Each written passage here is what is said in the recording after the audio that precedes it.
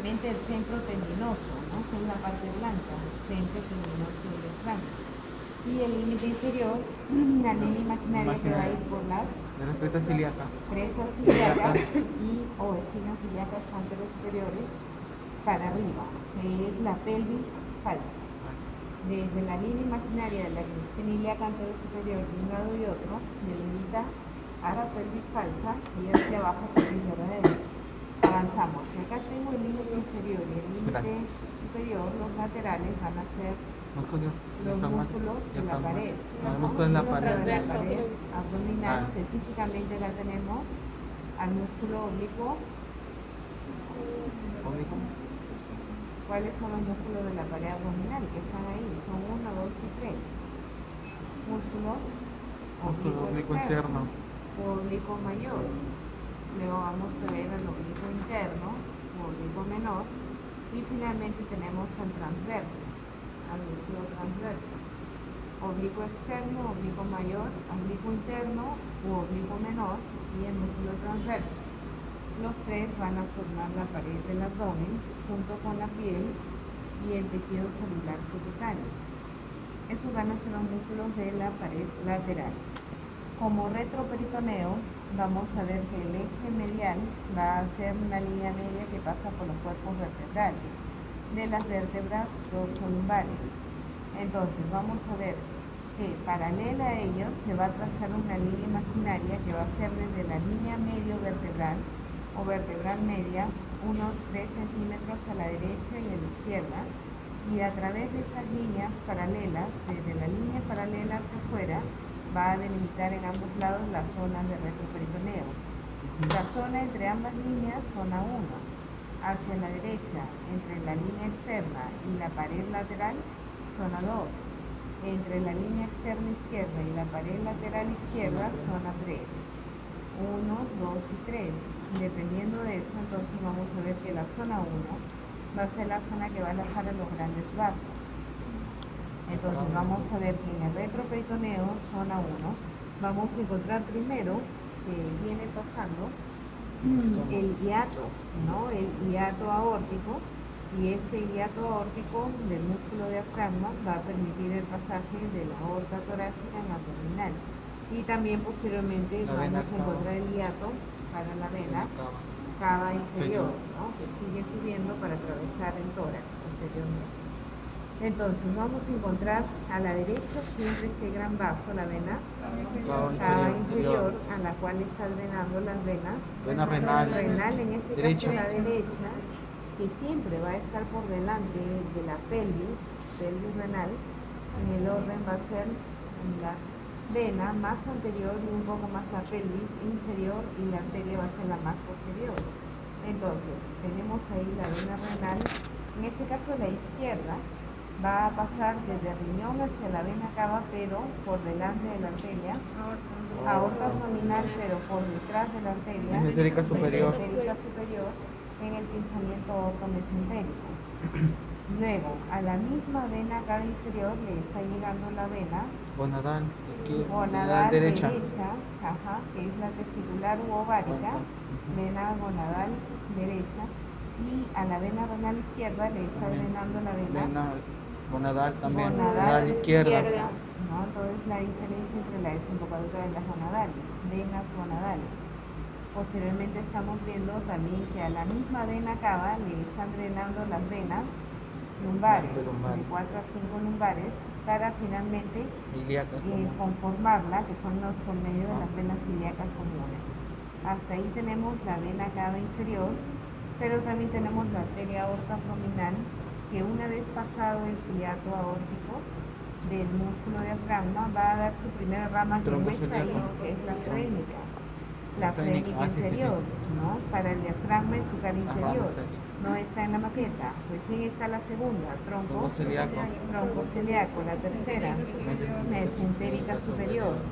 Ahora, inmediatamente por 1, 2 o 3 milímetros debajo del tronco celíaco se va a encontrar la salida de las arterias renales derecha e izquierda. Aparte, luego vamos a ver en todo su trayecto las 4 arterias lumbares y la salida de las gonadales. para finalmente tener las ramas Ilíacas terminales, comunes, ilíacas comunes, derecha, izquierda, y la la arteria sacra sacra media. media que sale de la arteria abdominal. Entonces ahí tenemos a los dos grandes vasos, y en el retroperitoneo medial también encontramos a la glándula suprarrenal, que la vamos a ver en 2 semanas en sistema endocrino. Luego, riñón. El riñón, acá en esta imagen de retroperitoneo, va a estar en un vórtice hospital y aquí en una vista externa. El riñón va a tener dos caras, una cara anterior y una posterior. Dos bordes, un borde medial y un borde lateral, y dos polo superior, polo inferior. De los dos bordes, el interno es el más importante por la presencia del Ilio renal. renal. Entonces, ya hemos visto que del riñón están saliendo las venas renales, respectivamente, pero en el caso de la izquierda, a la vena renal izquierda, le está drenando directamente la vena suprarrenal inferior. Vena suprarrenal inferior, que no ocurre en el lado derecho, casi siempre solamente en el lado izquierdo. Vena suprarrenal inferior. Y está llegando la arteria renal. De las arterias renales, en este caso solamente estamos viendo una, que es la anterior, pero vamos por acá. Sale como una, que es la arteria renal, en este caso la derecha, y luego se va a dividir en ¿cuántas ramas? Entonces, Cuatro. ¿No? Entonces tenemos la que va hacia apical, arriba, que es la apical superior, la de abajo, que es la inferior, luego la que va hacia adelante, la anterior, y una cuarta rama que va hacia atrás, que es la posterior, ¿no? Entonces, apical, inferior, anterior y posterior. Posteriormente, por ejemplo, aquí en el caso del apical, ya se va a dividir en arterias interlobulillares, para posteriormente ser arterias arciformes y finalmente ser arterias arcuadas, para después ya ingresar a nivel de la nefrona y ser arteriolas aferente, ¿no? Luego que rodean a toda la nefrona, se convierten finalmente en eferente. Entonces, arteria renal principal derecha, la arteria apical o superior, la arteria interlobulillar, luego tenemos la arteria arciforme, luego tenemos la arteria arqueada o arcuata, para luego ver la aferente, que no se ve acá. Entonces, eso es respecto a la irrigación arterial, las venas tienen el mismo sentido. Respecto al riñón, el riñón va a tener cubiertas, va a tener 3 cubiertas que no se ven en esa maqueta. De las 3 cubiertas, la externa va a ser la muscular o la ventiscal.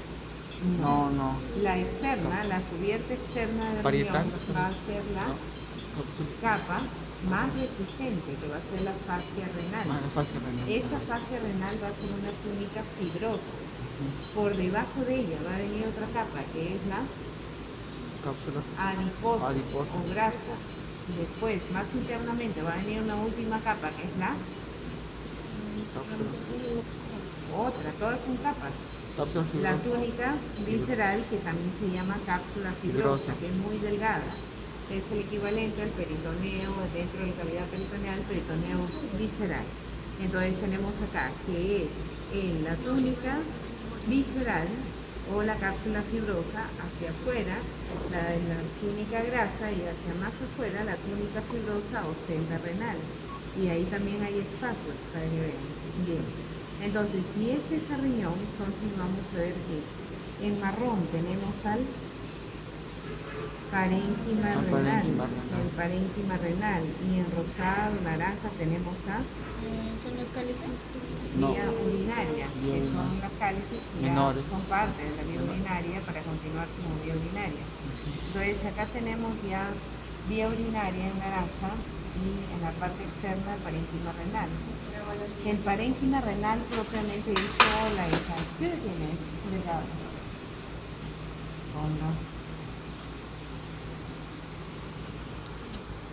Los 11. 11, ¿no? A ver, ahí tienes tu disciplina, 11 y 3.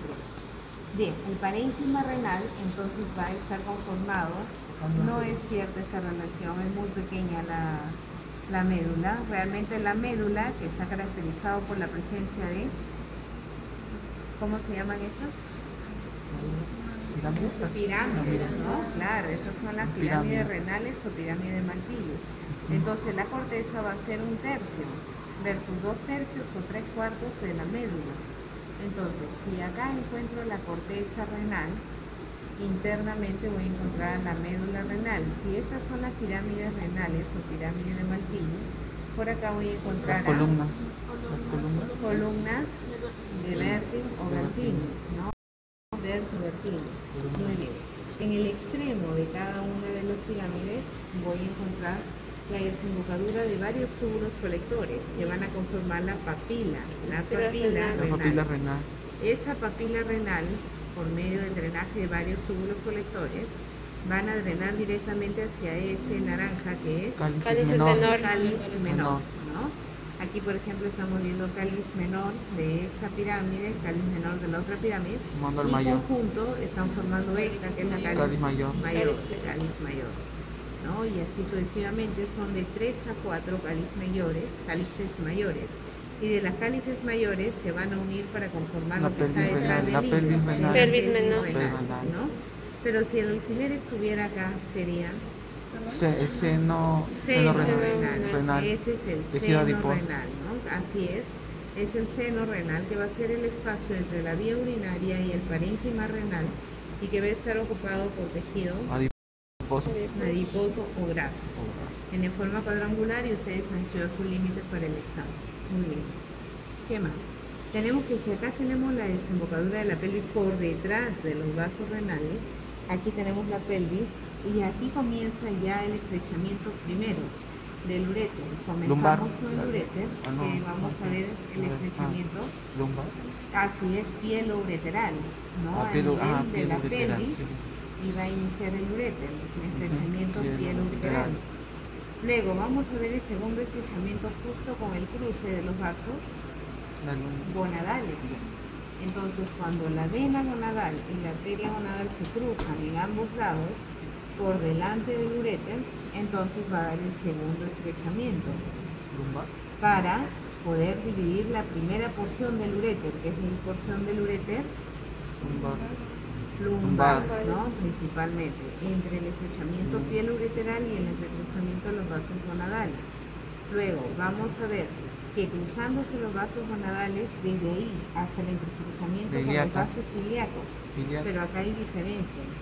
Ah. En el lado derecho se va a cruzar de la frente a la ilíaca común.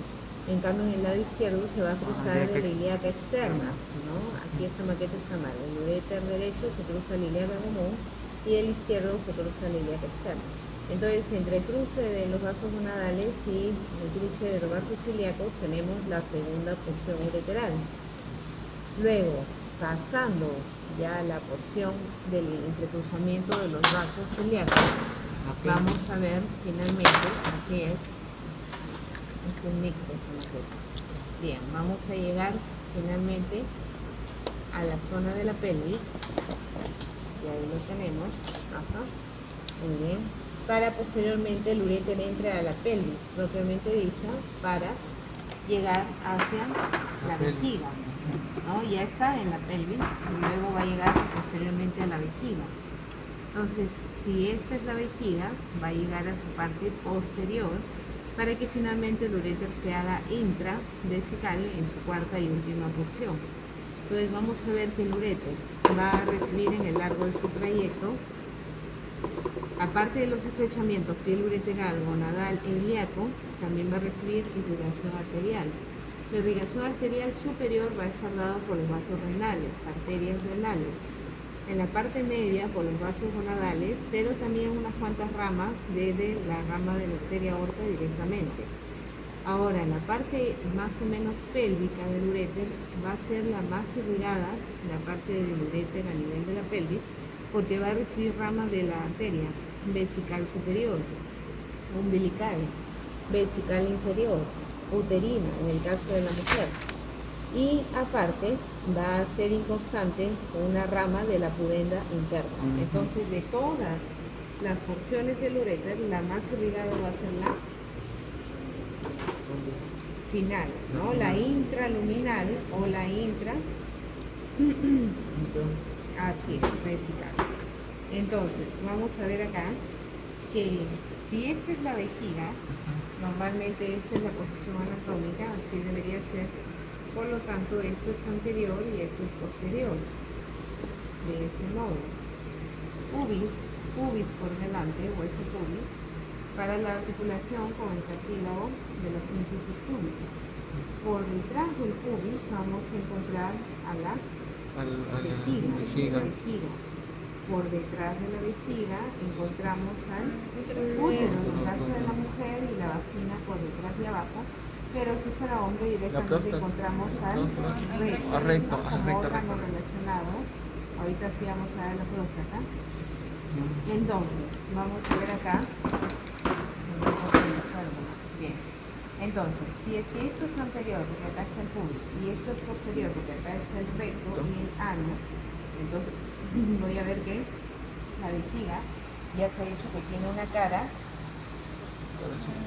anterior y una cara posterior.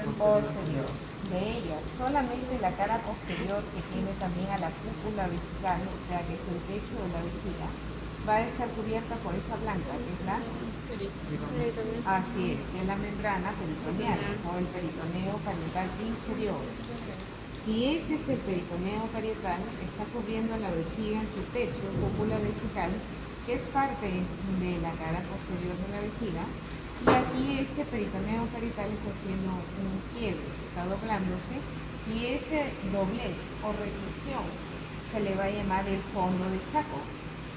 Este espacio, el doblez del peritoneo que hace entre la vejiga y el útero, se va a llamar fondo de saco.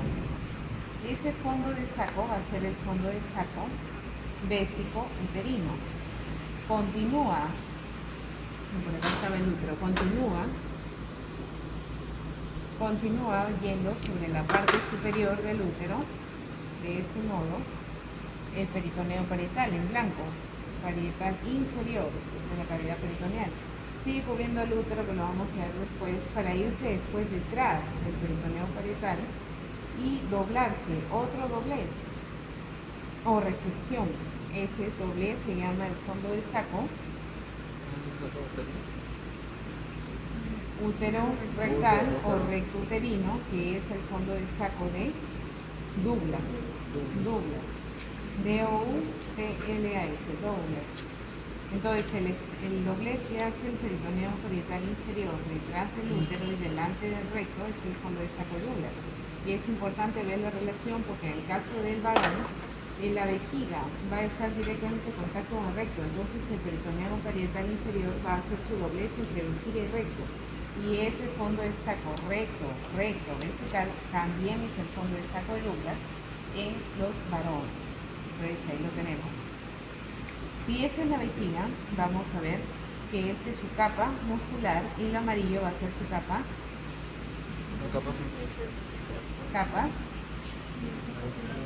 fibrosa.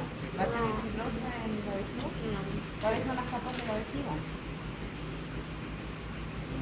La parte más externa, que es la serosa con el peritoneo, luego la capa muscular, internamente tenemos la mucosa, ¿no? La mucosa que va a dar los pliegues dentro de la vejiga. Luego vamos a ver que detrás de la vejiga, detrás y en la parte más inferior, en el caso del varón, vamos a ubicar a la glándula prostática, ¿no? Prostática. Ese es justo en medio. Y a los lados van a venir las vesículas seminales. Entonces, por detrás de la vejiga en el varón se va a encontrar la próstata en medio y a los lados las vesículas seminales. Pero a nivel de la mucosa, o sea, en la cavidad vesical dentro de la vejiga, voy a encontrar que hayan dibujado de plomo la desembocadura de uno de los uréteres, que es el orificio ureteral. El orificio ureteral, que es la desembocadura, en este caso el uréter derecho, y por acá tenemos el origen de la uretra femenina. Entonces vamos a ver que el triángulo entre uretra y desembocadura de ambos uréteres se llama trígono vesical. Por lo tanto, ¿cómo se llama este músculo? Es un músculo de la vejiga que está reforzado principalmente en el trígono vesical. ¿Cómo se llama? Músculo detrusor. Detrusor. El músculo detrusor. Entonces, la vejiga va a tener por detrás las relaciones del fondo del saco, ya sea recto vesical o ya sea el vésico uterino o el recto vesical, y por delante el pubis, pero por delante y abajo vamos a ver este espacio, que se llama el espacio. Se le dijo en la clase que estudian, espacio de Retzius, espacio de Retzius, R-E-T-Z-I-U-S, auxiliares. Que hay arterias por ahí a este lugar. Bien, entonces, por abajo de la vejiga, continuamos con la uretra, que la mujer va a tener más o menos unos 4 o 5 centímetros. Continúa la uretra y aquí va a haber un músculo que va a ser común a ambos en la parte superior y esta es ya la parte más inferior. Ese va a ser el músculo transverso de la uretra y vejiga. Músculo transverso de uretra y vejiga, para finalmente, como es maqueta femenina, terminar en este espacio que se llama el meato urinario o meato uretral. Entonces, si acá tengo el meato uretral, aquí tengo este músculo que va a ser uno de los dos que van a controlar. Esfínter uretral externo, esfínter uretral externo. Y este meato uretral sí va a drenar en la parte genital externa que se llama el vestíbulo. Muy bien. Entonces, si es que vemos a la vejiga en la parte superior, vemos que en la parte superior y en el extremo, ¿cómo se llama esta parte de la vejiga? Y no han estudiado. Vértice. Es el vértice de la vejiga. Del vértice de la vejiga está saliendo este ligamento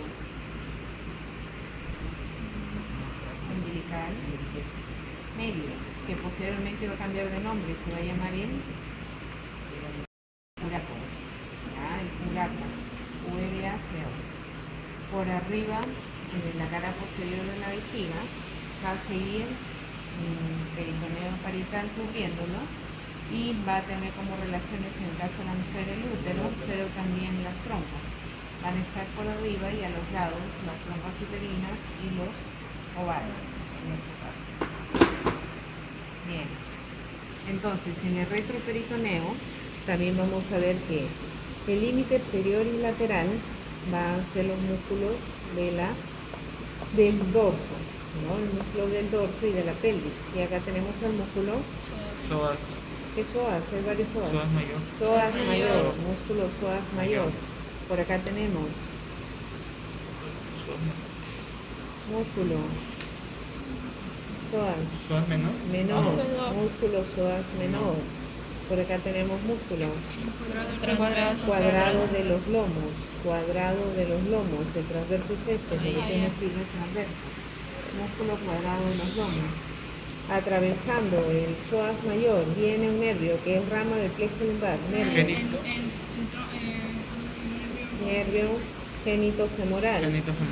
Desde arriba de la región lumbar vienen bajando dos nervios en paralelo, uno superior y otro inferior, nervio ilio, el superior, ilio gástrico, y el inferior, ilio inguinal, por delante del cuadrado de los lomos y pasando sobre el músculo ilíaco para terminar en la parte lateral del muslo, pasa el nervio. ¿Cuál? Cutáneo femoral con las. Hay dos. Lateral. Cutáneo femoral lateral, porque el posterior sale por atrás. Hay un cutáneo femoral posterior. Por acá viene el nervio cutáneo femoral lateral. Muy bien. ¿Pregunta respecto a esta maqueta? No.